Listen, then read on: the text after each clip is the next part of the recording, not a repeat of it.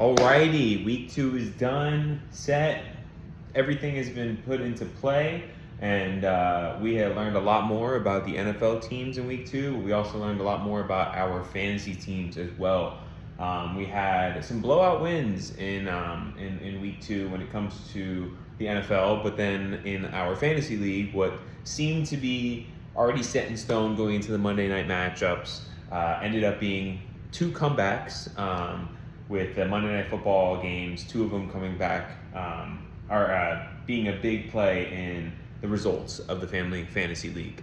So, jumping right into our recap, going through the NFL standings first. AFC North, we have the undefeated Bengals. How long will that last with Joe Burrow being out? Not sure. Then we have 1-1 with the Ravens and Steelers, and then rounding out the end is going to be the Cleveland Browns at 0-2. AFC West, we have the lone undefeated team in the Los Angeles Chargers, Raiders and Broncos, both at 1-1, and then the reigning defending AFC champs at 0-2. A rough start to the Chiefs this year. AFC East, we have the 2-0 Bills, the 1-1 Patriots, and the Miami Dolphins and the Jets both being at 0-2.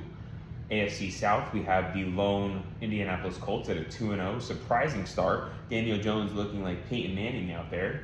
Then we have a 1-1 Jaguars with the 0-2 Texans and Titans. NFC South, we have the 2-0 Bucks with the 1-1 Falcons, and then the 0-2 Panthers and Saints. Panthers have been kind of letting me down this year. I thought they were going to be a fun team. I thought they were going to have a high-powered offense, but I was deeply mistaken. NFC East, we have the reigning defending champs starting out undefeated, 2-0 this year. Washington Commanders and Dallas Cowboys both at 1-1, and then the Giants at 0-2, which I think they should actually be 1-1, and the Cowboys should be 0-2. That was an insane game. I think it was 77 points scored in that game. NFC North, we had the Packers at 2-0. Then we had the Lions and Vikings sharing at 1-1. And then we have the Bears at 0-2. Another disappointing start to the Chicago team. NFC West, more like the NFC Best. We have the LA Rams, the Niners, and the Cardinals all at 2-0. And then we have the Seattle Seahawks at 1-1. Definitely the most competitive and most winningest division out of the league this year. For the Family Fantasy League, Devil Dogs took Prestige Worldwide down at a narrow victory of 148.7 to 145.34. NFL Lex unfortunately drew the short stick and had to play last place, where they scored 185 points, a brand new high for the league this year, with NFL Lex still scoring 116 points. Then the Hideaways taking down M&M's in a last-minute victory, where they scored 116.62 to the M&M's 112.8. And then the Cheese Bandits, unfortunately, the only team this week not to score 100 points. They were so close at 99.2. They faced Gramps, with Gramps getting 114.84. A crazy week when it comes to the Family Fantasy League, as both the Hideaways and Devil Dogs took that last-minute win on Monday Night Football. Our perfect lineup this week was Lamar Jackson scoring 26.3 points. James Cook at 26.5 points, Devon Achane 26.2 points, Jamar Chase 36.5 points, Malik Nabers 37.7 points. Wow. And then we have Tucker Kraft at 24.4 points, a nice surprise coming out of Green Bay.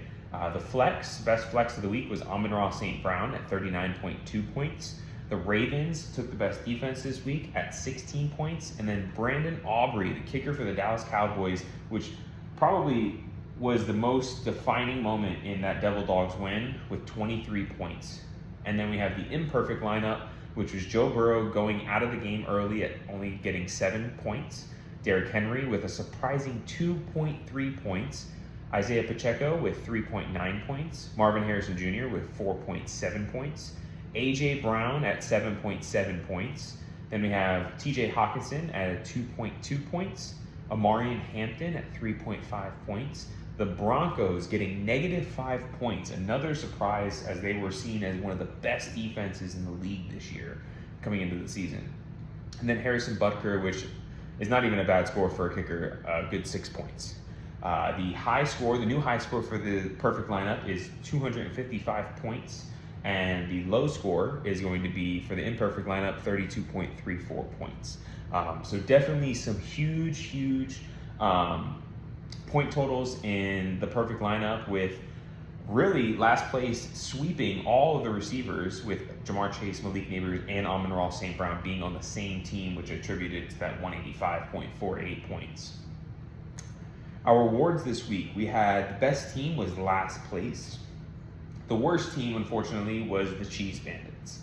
Best player was Amon-Ra St. Brown with that 39.2 points. The best bench player really upsets me, as it came from Prestige Worldwide, 31.8 points. But who would have thought that the Bears and the Cowboys would have just thrown, or the Bears and the Lions would have just thrown all over each other. And then we had the biggest free agent also coming from that game, Jared Goff, who actually, at the time of recording this video, I don't think is a free agent anymore. When I wrote this board last night, he was, and now he's not. So I think the next biggest free agent was Russell Wilson at 31 points. And then we have our power rankings. Again, I don't make these power rankings. These come from ESPN's, and I don't agree with them fully. But diving into it, we have the Devil Dogs and the Hideaways at 2-0, both took 2 spots up. NFL Lex, unfortunately taking her first loss, went down 2 spots. Gramps, being one of the biggest movers, went to 1-1, going up 3 spots. Cheese Bandits losing, getting 3 spots down. And then last place, for some reason, scored the most points, won, and went down a spot. Like I said, I don't make these rankings, ESPN does. Then we have Prestige Worldwide at 0-2, down 1 spot. And then the M&M's, reigning defending champions, unfortunately still at 0-2 as well. They round out the bottom spot. This week's Thursday night game is the Bills and the Dolphins.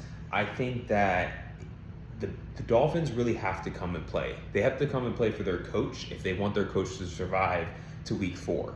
I think if the Bills come out how they did against the Jets, it's going to be a long day for the Dolphins, and you may not see Mike McDaniel make it to Sunday. So I think it's going to be a close matchup, just because it is a divisional matchup. I don't think it'll be as close as like a 3-point game. I think the spread right now is at 11.5. I could see it being a touchdown game. Definitely the Bills look very strong. The Dolphins just look confused, but I think if they really want to save their coach's job, which they may not want to, they may want Mike McDaniel out of there, you definitely will see a win for the Bills, in my opinion. So, all right. I appreciate it, and I will see you guys on probably Saturday. So, thank you.